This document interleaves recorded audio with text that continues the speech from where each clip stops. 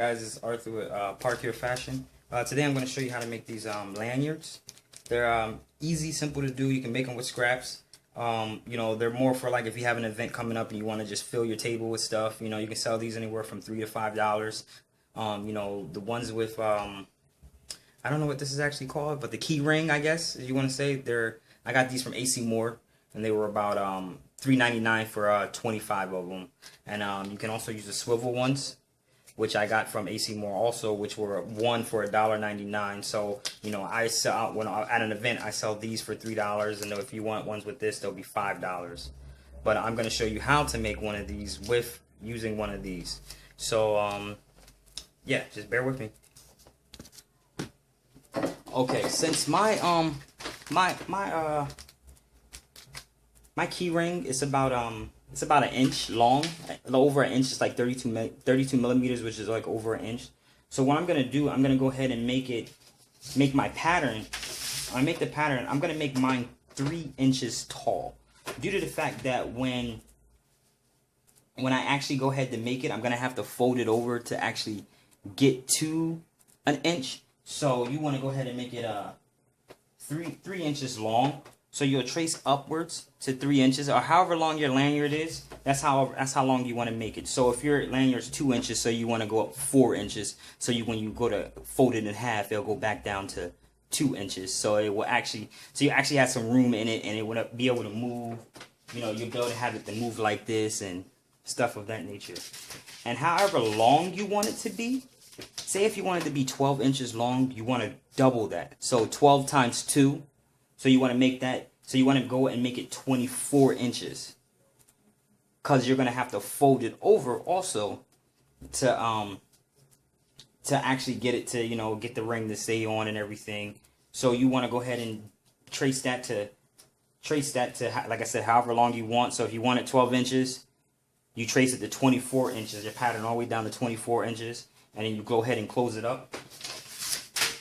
As you can see right here, I have mine on, and mine is actually 36 inches long. I had already pre-cut this out already. It's already 36 inches long, and so we're gonna go ahead and take this over to the iron, because that's where you need to go ahead and do. And that's one of the most important things is to iron it. All right, as I see, I have it over at the iron. I have it laid out flat. Have my iron already up to the top of setting, highest setting. So if you know how to make a strap, go ahead and do it like if you're going to make a strap. So what I'm going to do, I'm going to go ahead and fold this in half so I can put a crease into it.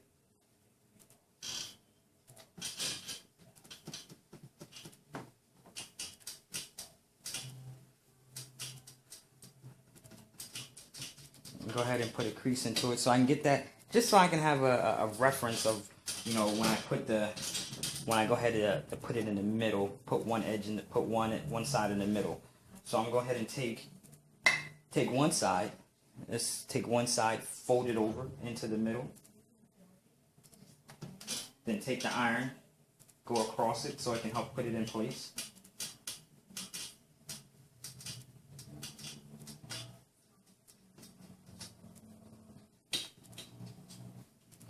Now I'm gonna take and do that with the other side also. Iron that down.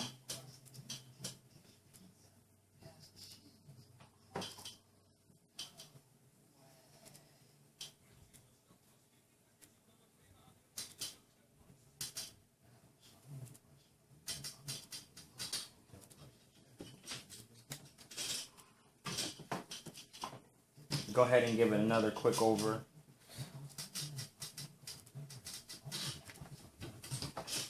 Now I'm going to take and fold it into the middle once again. Fold this over. So you're making this actually about an inch. So it can go ahead and fit onto the keychain. I'm going to take and press that also. I'm pressing it to keep it, to make sure that it, so it can stay into place, so I don't have to pin it down as much, or pin it down at all. Go ahead and give it over another one so I can stay there. Be careful, because it's, I don't know how your fabric is. It might be really, really hot, so kind of be careful with it. Now we're going to go ahead and take it over to the sewing machine. Okay, now what we're going to do now, we're going to take, see how they're pressed together. It's pressed together already. make sure you have you know, fabric that kind of matches your I mean, not fabric, thread that matches your fabric, so you know if you do mess up, they won't really see that you messed up. What we're gonna do, you're gonna take and do a top stitch. You know, using a straight stitch. You're gonna take and do a top stitch, and yes, you do want to back stitch if you don't know that. So you want to go ahead and use your start forward and then go ahead and back stitch it.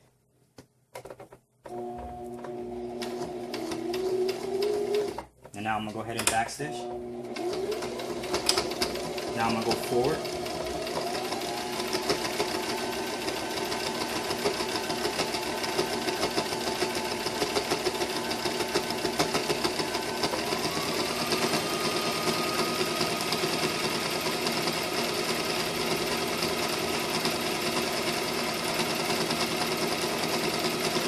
But I'm going to take and top stitch. I'm not going to show you all that whole entire process.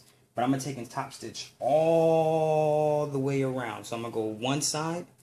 Then I'm going to put my presser foot up. Matter of fact, I'll show you. I'm just going to go ahead and show you.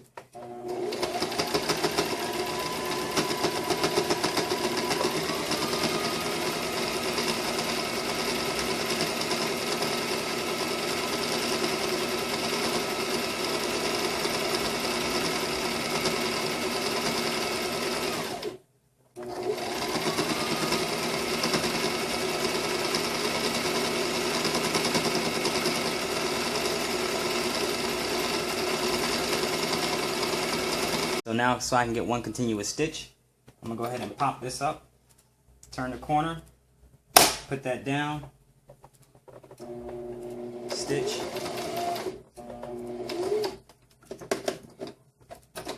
turn the corner once again, put that down, and then stitch all over, all the way till you get back to the beginning. You're going to do the same thing. You're going to pop it up, get back to the beginning, then you're going to back stitch as soon as you get to the end. Alright, now that you have top stitch the top stitch your thing, now what you're going to do is take your key ring and put it in. See how that just slides down all the way down there nice and now? You just slide all the way down in there. You know, you can move it around and stuff like that. So now you're going to take your two ends, take the two ends, put them together.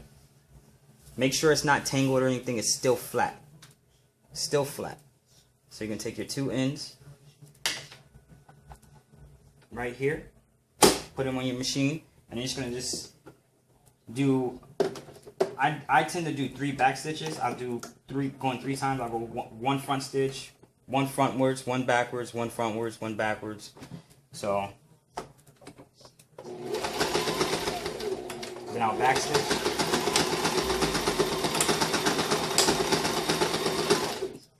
Okay.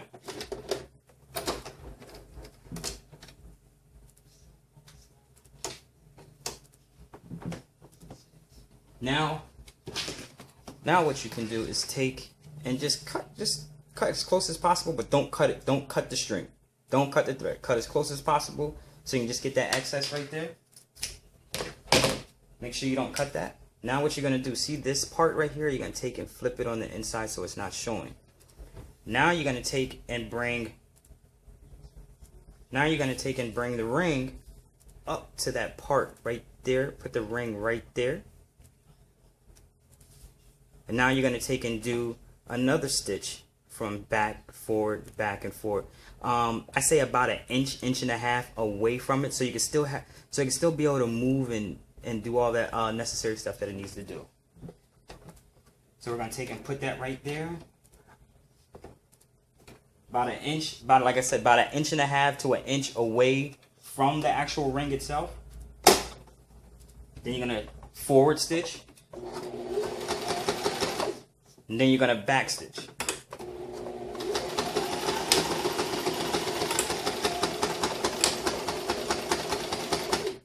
Like I said, I do it a couple times to make sure it's nice and sturdy. Then you go ahead and cut all the excess thread.